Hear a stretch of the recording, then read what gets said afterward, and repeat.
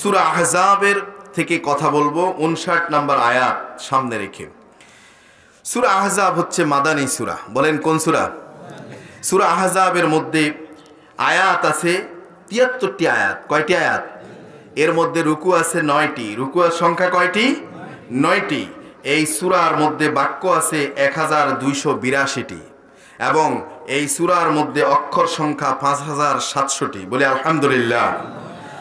এই সূরার গুরুত্বপূর্ণ, পুরা সূরাটাই একটা গুরুত্বপূর্ণ সূরা। এর মধ্যে শরিয়ার বিধানগুলো আছে, মক্কার কাফির এবং মুনাফিকদের কথাগুলো, এবং নারীদেরকে নিয়ে, মহিলাদেরকে নিয়ে চক্রান্ত, রাসূলকে নিয়ে চক্রান্ত, এই বিষয়গুলো এই সূরাতের মধ্যে উঠে আছে। আমি এই সূরা সম্পর্কে ব্যাকগ্রাউন্ডগুলো এগুলো যদি বলতে যাই সময় আমাকে সেদিকে নিচ্ছে না, এজন্য আমি মূল আয়াতকে সামনে রেখে কথা বলবো। বলি ইনশাআল্লাহ। সম্মানিত হাজিরিন, আসুন আমাকে যে আয়াত দেওয়া হয়েছে সে আয়াতটা একটু আমরা সকলেই যারা পারি তেলাওয়াত করি, সকলে একটু শুনি। আউযু বিল্লাহি মিনাশ শাইতানির রাজীম।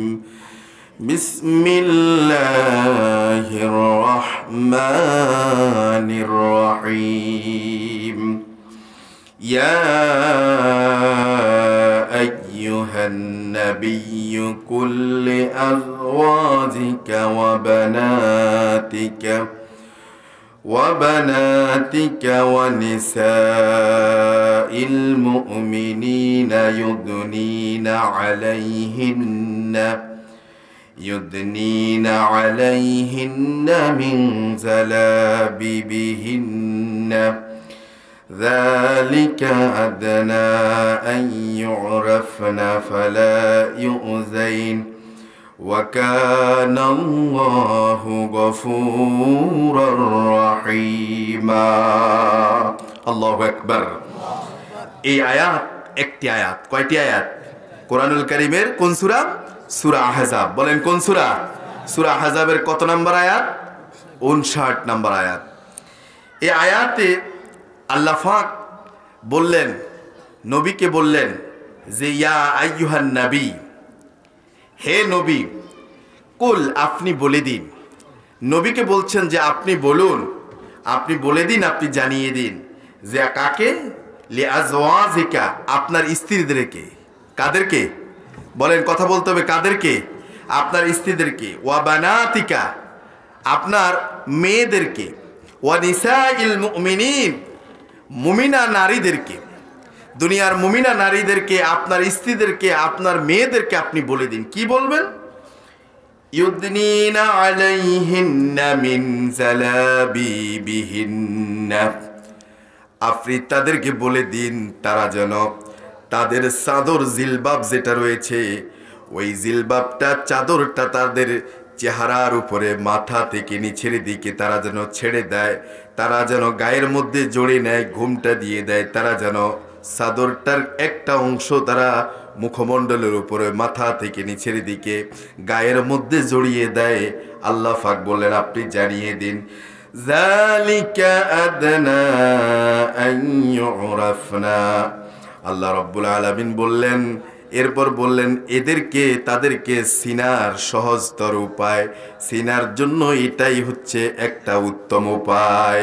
আল্লাহ রাব্বুল আলামিন বললেন ফালা ইউজাইন, এরপর এদেরকে কষ্ট দেওয়া হবে না, উত্তপ্ত করা হবে না। ওয়া কানাল্লাহু গফুরার রহিমা, আর আল্লাহ রাব্বুল আলামিন হচ্ছেন ক্ষমাশীল, অতীব দয়ালু। সুবহানাল্লাহ। এ হচ্ছে এই আয়াতের অর্থ। এটা হচ্ছে কি আয়াতের কি অর্থ। এবার আসেন এই আয়াতটা নাজিলের শানে নজুল একটু আমরা যদি তাকাই, একটা শানে নজুল আপনাদের সামনে আমি পেশ করতে চাই। সেটি হচ্ছে হযরত হাসান এবং মুহাম্মদ ইবনে কাব কারজির সূত্রে এসেছে। রাসূলুল্লাহ সাল্লাল্লাহু আলাইহি ওয়াসাল্লামের স্ত্রীগণ, উম্মাহাতুল মুমিনিন, তিনারা রাসূলের স্ত্রীগণ, তিনারা তখন সেই সময় রাতের বেলায়, মনোযোগ আছে সবার, রাতের বেলায় প্রকৃতির ডাকে তিনারা যখন ঘর থেকে প্রয়োজনে বের হতেন, রাতের বেলায় যখন বের হতেন প্রকৃতির ডাকে, তখন দেখা যেত মুনাফিকদের একটা দল ছিল তারা উত্তক্ত করার জন্য অপচেষ্টা চালাতো। যখন আল্লাহ রসুলের স্ত্রীগণ এবং বাদীরা দাসীরা রাতের বেলায় প্রকৃতির ডাকে তারা যখন ঘর থেকে প্রয়োজন যখন বের হতেন, তখন মুনাফিকদের একটা দল তাদেরকে উত্তক্ত করার জন্য অপচেষ্টা চালাতো। সেই সময় তখন রাসূলুল্লাহ সাল্লাল্লাহু আলাইহি সাল্লামের কাছে যখন স্ত্রীরা, সেই নারীরা যখন রাসূলুল্লাহ সাল্লাল্লাহু আলাইহি সাল্লামের কাছে বললেন, এমনটা যখন পেশ করলেন, তখন আল্লাহ পাকের নবী ওই মুনাফিকদের ওই দলকে যারা উত্তক্ত করার চেষ্টা করছিল তাদেরকে ডাকলেন এবং কারণ দর্শালেন, যে তাদের জিজ্ঞাসাবাদ যখন শুরু করলেন, তখন তারা বলল, হে আল্লাহর নবী, আমরা কখনো উম্মাহাতুল মুমিনগণদের শানে কখনো বেয়াদবি করি নাই। আমরা উম্মাহাতুল মুমিনগণদের শানে কখনো বেয়াদবি করি না, আমরা এমনটা ওনাদের সাথে করতে পারি না, আমরা করি না। তবে আমাদের মধ্যে মাঝে মাঝে আমরা বাদীদের সাথে, দাসীদের সাথে এমন উত্তত আচরণ করছি। কথা বুঝে আসছে কিনা? কিন্তু আমরা আল্লাহ নবীর স্ত্রীদের সাথে, আমাদের সেই উম্মাহাতুল মুমিনদের সাথে আমরা এই কাজ করতে পারি না। তখন আল্লাহ রাব্বুল আলামিন রাসূলকে তখন এই আয়াত নাজিল করে দিলে, জানায়া দিলেন, ইয়া আইয়ুহান নাবিয়্যু কুল্লি আযওয়াজিকা ওয়া বানাতিকা ওয়া নিসাইল মুমিনিনা আন ইউরাফনা ذلك أدنى أن يعرفن فلا يؤذين وكان الله غفورا رحيما الله أكبر। তখন এই আয়াত আল্লাহ পাক নাজিল করে দিয়ে জানাইয়া দিলেন যে, হে রাসূল, আপনি আপনার স্ত্রীদেরকে, মেয়েদেরকে বলে দিন, মুমিনা নারীদেরকে বলে দিন, তারা যেন জিলবাবটা, তাদের চাদরটাকে কি করে, তারা যেন তাদের শরীরে, তাদের মুখমণ্ডল উপরে ঢেকে নেয়। এই কথাগুলো আল্লাহ রসুলকে বলে দিলেন আল্লাহ পাক। এখানে হচ্ছে জালাবিবুন শব্দটি, জালাবিবু শব্দটি হচ্ছে জিলবাবের বহুবচন। এটি কোন শব্দের বহুবচন? জিলবাবের বহুবচন।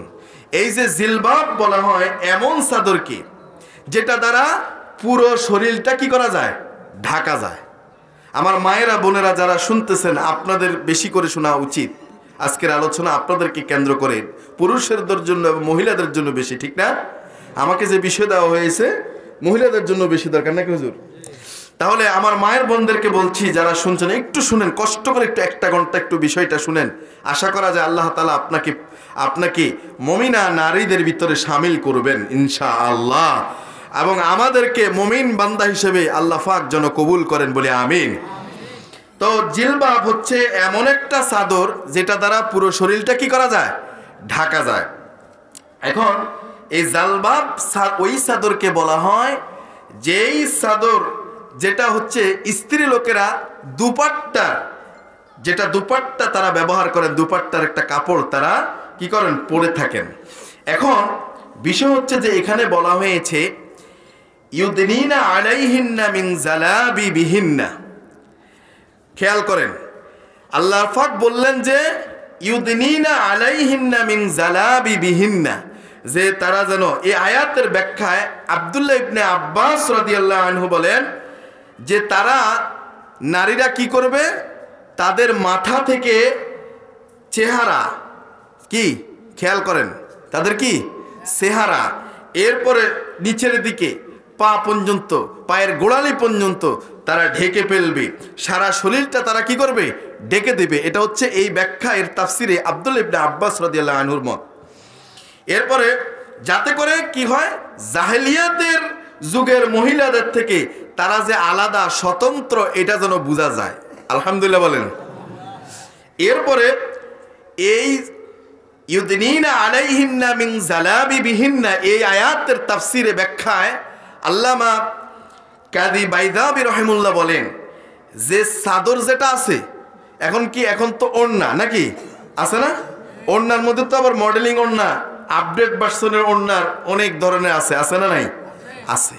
এমন ওড়না পরে যে ওড়না চাদর নয়, ওড়না। ওড়না শুধু নয়, এমন ওড়না যে ওড়না আমার মা বোনরা পড়ে আর সব কিছু এমন এত পাতলা মিহিন, সব কিছুই আন্দাজ ভাস দেখা যায়। কথা বলেন ঠিক কিনা?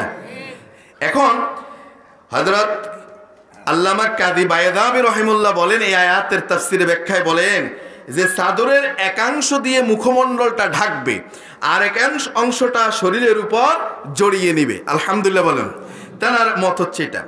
আম্মাজান হযরত আয়েশা রাদিয়াল্লাহু আনহা তিনি বলেছেন যে মাথা থেকে ধরে পুরো শরীরটা ঢেকে ফেলবে, শুধু কেবল খোলা থাকবে 2 চোখ। কথা কি বুঝতেছেন? আমার মায়েরা বোনেরা ভালো করে শুনুন, এখানে আপনাদের জন্য অনেক বেশি শিক্ষা। যে এই আয়াতে বলা হলো ইউদনিনা আলাইহিন্না মিন জালাবিবিহিন্না। এই আয়াতের তাফসিরে বলতেছেন যে আয়েশা রাদিয়াল্লাহু আনহা বলছেন যে পুরা শরীর ঢাকবে, মহিলারা তাদের পুরা শরীরটাই ঢেকে নেবে এই জিলবাব দ্বারা, শুধু কেবল খোলা থাকবে। আয়েশা রাদিয়াল্লাহু আনহার অভিমত হচ্ছেন খোলা থাকবে 2 চোখ। 2 চোখটা কি খোলা। আর একজন মহিলা সাহাবী তিনি বলতেছেন না, এখানে 2 চোখও খোলা যাবে না, দেখার জন্য দরকার তো, তাইলে 1 চোখ খোলা থাকবে। কয় চোখ বলেন? কয় চোখ?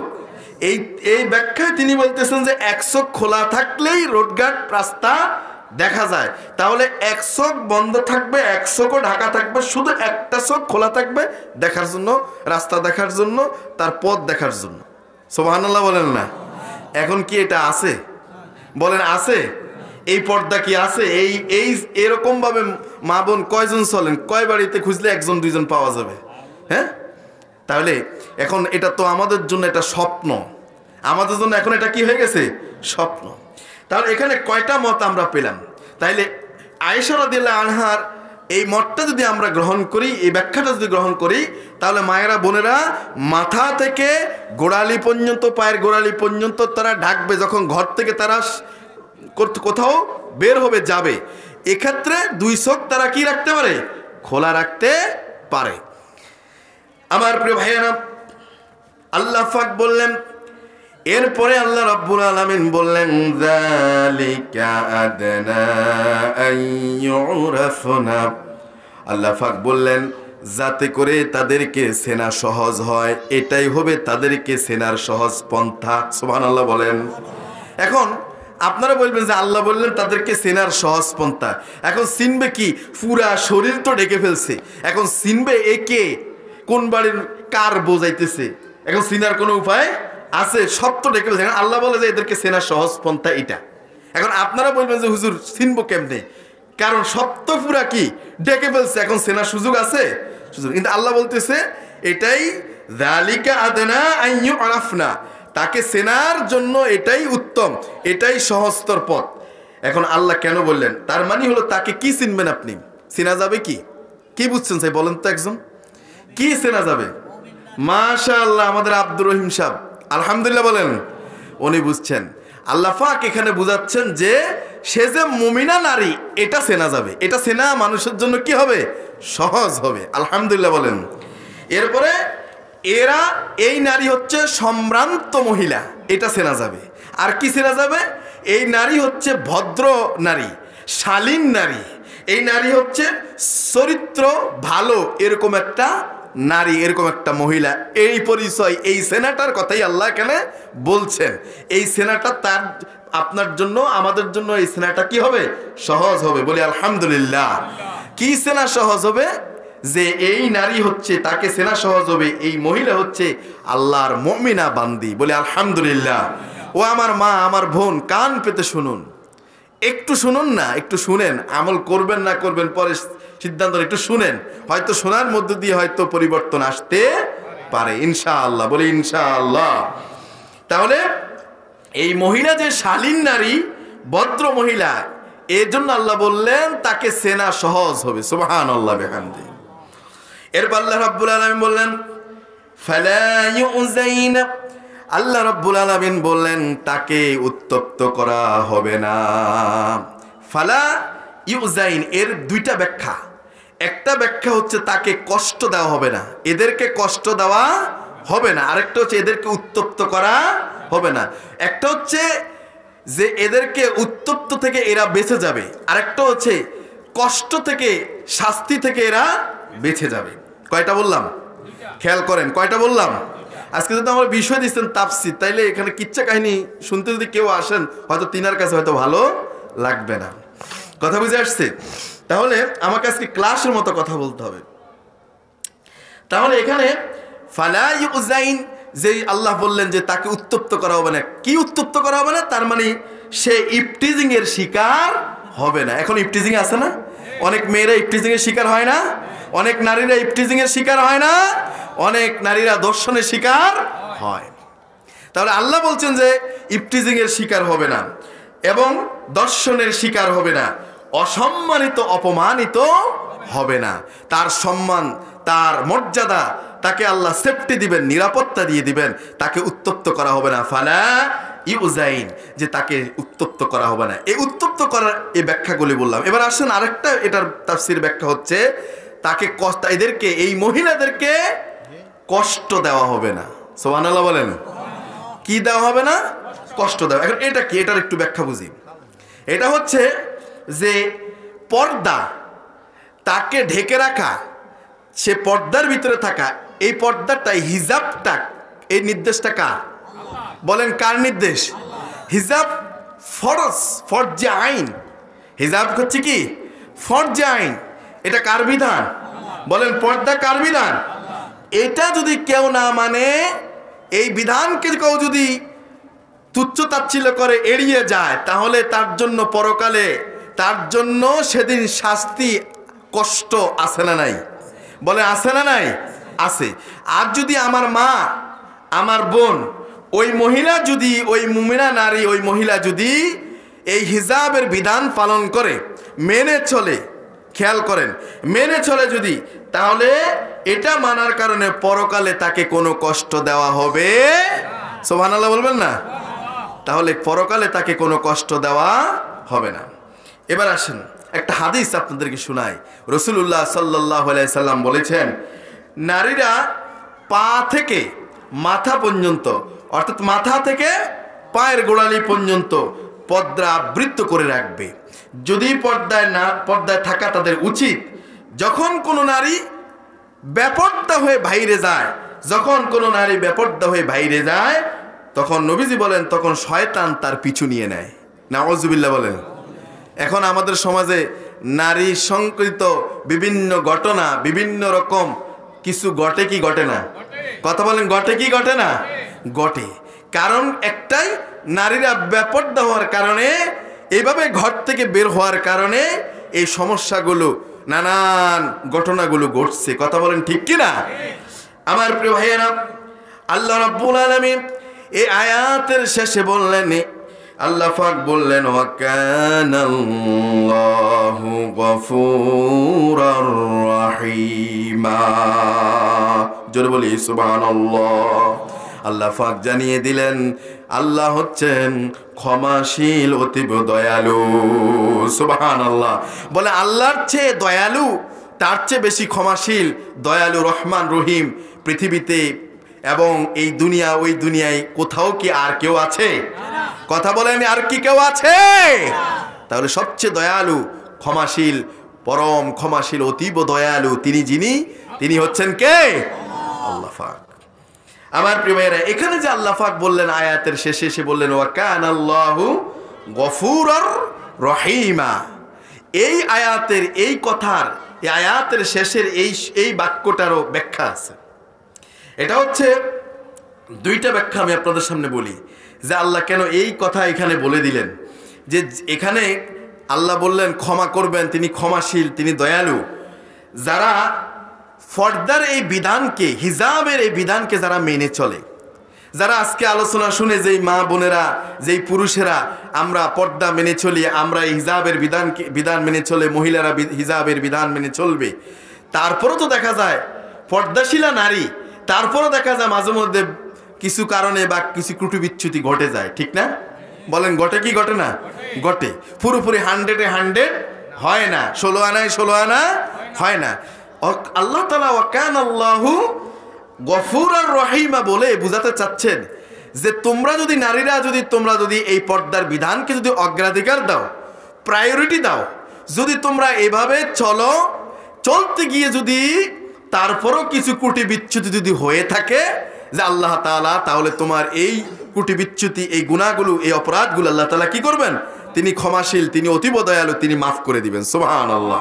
এ হচ্ছে একটা ব্যাখ্যা। আরেকটা ব্যাখ্যা হচ্ছে যে হিজাবের এই বিধানটা যখন নাজিল হয় নাই, যখন পর্দা ফরজ হয় নাই, এর আগে তো সাহাবে কেরামদের স্ত্রীরা, সাহাবে কেরামদের মেয়েরা, কন্যারা, যুবতীরা, তারাও তখন দেখা যেত পুরুষদের সামনে যাইতেন, পুরুষরা দেখতো। উম্মাহাতুল মুমিনিনদের সেই আম্মাজানদেরকেও অনেক সময় সাহাবে কেরামরা দেখেছেন। কিন্তু যখন পর্দার বিধান নাদিল হয়েছে, ফরজ হয়েছে পর্দা, তখন পর থেকে আর কেউ দেখেন নাই। তাহলে এখন ওই নারীদেরকে, ওই আল্লাহর প্রিয় বান্দীদেরকে, ওই যে তারা যে পর্দার বিধান নাজিল হওয়ার আগে যে বেপর্দায় চলেছেন বা পুরুষ দেখেছে, এই যে তাদের অবস্থা, এই অবস্থাকে আল্লাহ তাআলা জানিয়ে দিচ্ছেন যে না, তখন তো পর্দা ফরজ ছিল না, এখন পর্দা ফরজ, এখন জানছো, এখন থেকে তোমরা মানতেছো, এর আগে ফরজ ছিল না, মানো নাই, যা ভুল ভ্রান্তি হয়েছে সেগুলো আমি আল্লাহ রাব্বুল আলামিন কি করে দিয়েছি? ক্ষমা করে দিয়েছি। সুবহানাল্লাহ। তাহলে আমরা দুইটা এখান থেকে ব্যাখ্যা পেলাম। তাহলে হিজাব, পর্দা, এই পর্দা হলো নারী পুরুষ পরস্পর থেকে চোখ, কান, কথা, মানসিকতার আদান প্রদান থেকে নিজেদেরকে মুক্ত রাখা। কথা কি বুঝতেছেন? নিজেদেরকে কি রাখা? মুক্ত রাখা। তারপরে এই পর্দা, এই হিজাব শব্দটি এক বচন, বহু বচন হচ্ছে হুজুবুন। এই পর্দা আবরণ, ঢেকে রাখা, এটা হচ্ছে পর্দা হচ্ছে সবার জন্য ফরজ। পর্দা সবার জন্য কি? এত আসতে বললেন, পর্দা সবার জন্য কি? বিশ্বাস করেন, আজকে ওই যে বললাম কিচ্ছা কাহিনী কথা হবে না, এই জন্য হয়তো অনেকের কাছে ভালো লাগবে না, কিন্তু মনোযোগ দিন, এ থেকে আমাদের জন্য শিক্ষা আছে। আয়োজক বিন্দুরা আমাকে বিষয় দিয়েছেন, সুতরাং এ থেকে আপনাদের জন্য উপকারী আছে। আপনারা তো বুঝ নিতে পারেন, মা বোনরা যদি বাসা থেকে, আপনারা এখানে শুনছেন, অনেক মা বোনরা বাসা থেকে শুনছে, আলহামদুলিল্লাহ বলেন। তাহলে হিজাব, পর্দা সবার জন্য কি? ফরজ, সবার জন্য আবশ্যক। পর্দা নারীর জন্য ফরজ, পুরুষের জন্য ফরজ নয়। কথা বলেন, পুরুষের জন্য ফরজ নয়, ফরজ। পুরুষের জন্য, নারী পুরুষ সবার জন্য ফরজ। গ্রামের মানুষের জন্য ফরজ, শহরের মানুষের জন্যও কি ফরজ। যারা গ্রামের নারী পুরুষ আছে আমাদের জন্য ফরজ, শহরে যারা থাকে তাদের জন্য মনে ফরজ নয়। কথা বলেন, তাদের জন্য কি মুস্তাহাব, তাদের জন্য মুবাহ, নফল, সুন্নাহ, কি? আওয়াজ দিয়ে বলুন কি? পর্দা সকলের জন্যই ফরজ। এখন বলেন, ফরজে যে ফেল করে, যদি সে ফরজে ফেল করে, সে ফেল হয়ে যায়। ফরজে ফেল করলে কি হয়ে যায়? ফেল হয়ে যায়। নফলে একজনে পাস করছে, ফরজে ফেল করছে, সে কি? বলেন, সে কি? ফেল। নফল, একজন নফলে পাস করছে, ফরজে ফেল করছে, তাহলে এখন ফাঁস বলবেন না ফেল বলবেন? হ্যাঁ, কম্পালসারি সাবজেক্ট, আবশ্যিক সাবজেক্ট যেগুলোকে পাস করতে হবে, কিন্তু ঐচ্ছিক কিছু সাবজেক্ট থাকে, সেগুলোতে ফেল করলেও কোনো সমস্যা নাই, পাস করলে আরো ভালো, ওটার সাথে নাম্বার কি হয়? যোগ হয়। কিন্তু আপনি ঐচ্ছিকে পাস করলেন, কম্পালসারি 8টা সাবজেক্ট, 6টা সাবজেক্ট, 60টা সাবজেক্টের একটাই আপনি ফেল করে বসলেন, তাহলে এই ছাত্রটা ফাঁস না ফেল? বলে, এই ছাত্রটা ফাঁস না ফেল? এখন আমরা তো ওই মানের ছাত্র হয়ে গেছি, আমরা এখন আসল জায়গায় আমরা ফেল মারতেছি, ডাব্বা মারতেছি। কথা বলেন ঠিক কিনা? আমাদের ঘরগুলো আসল জায়গায় ডাব্বা মারতেছে, আমরা ফরজে ফেল করে আছি। আমরা নফল লই দৌড়াদৌড়ি করে লাভ হইব কি? ফরজেই কি ফেল? রাগ করতেছেন? কথা বলেন, রাগ করতেছেন? আমার প্রিয় ভাইরা, ফরজ কি? ফরজ 5 ওয়াক্ত নামাজ, 17 রাকাত, এই নামাজ, এগুলি হচ্ছে কি ফরজ। এগুলো কি পর্দা করা কি? নফল হচ্ছে যেমন মনে করেন উদাহরণ হিসেবে যে সকালবেলা আপনি প্রতিদিন কোরআন তেলাওয়াত করতেছেন, এটা কি নফল। আপনি তাহাজ্জুদে নামাজ পড়তেছেন, এটা কি নফল। কিন্তু পর্দা করা কি? বলেন, পর্দা করা কি? ও আমার মা বোন যারা শুনছেন, শুনুন, পর্দা করা ফরজ। এজন্য আপনি ঐচ্ছিক বিষয়ে আপনি ফেল করলেও সমস্যা নাই, তবে কম্পালসারি আবশ্যক যেটা, সেটার মধ্যেও পাস করতেই হবে। এখন আপনি যদি মনে করেন যে পর্দা ঐচ্ছিক বিধান, আমি ইচ্ছা করলে মানবো, ইচ্ছা হলো মানবো, ইচ্ছা হলো মানবো না, এমনটা করার সুযোগ আছে? কথা বলে, এমনটা করার সুযোগ আছে? পুরুষদের থেকে মেয়েদেরকে যেমন পর্দা করতে বলা হয়েছে, এমনি ভাবে মেয়েদের থেকেও পুরুষদেরকেও পর্দা করতে বলা হয়েছে। তাইলে পর্দা পুরুষের জন্য আছে, মহিলাদের জন্যও কি আছে। কথা কি বুঝতেছেন আমার প্রিয় ভাইয়েরা? ক্লাসের মতো একটু আজকে আলোচনা করব ইনশাআল্লাহ, ধৈর্য সহকারে শুনবেন। আশা করি সংখ্যায় কম হলেও বেশ হোক, যাই হোক, যারা শেষ পর্যন্ত থাকবে কিছু বুঝ অন্তত মাথায় যাবে ইনশাআল্লাহ। একজন পুরুষের জন্য, খেয়াল করেন পুরুষ ভাইয়েরা, নারীরাও খেয়াল করে, একজন পুরুষের জন্য কোনো বেগানা নারীর দিকে আগ্রহ ভরে যদি তাকান তাহলে এটা পাপ। এটা কি হবে? পাপ।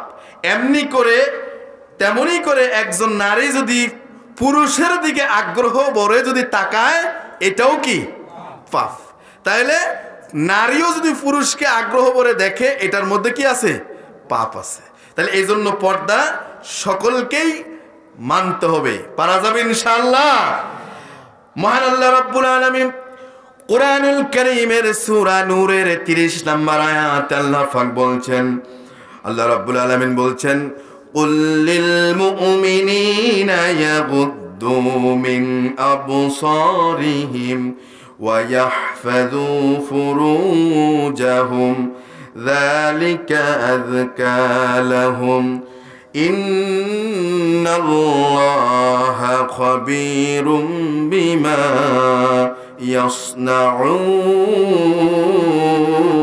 ইয়াসনাউন। আল্লাহু আকবার।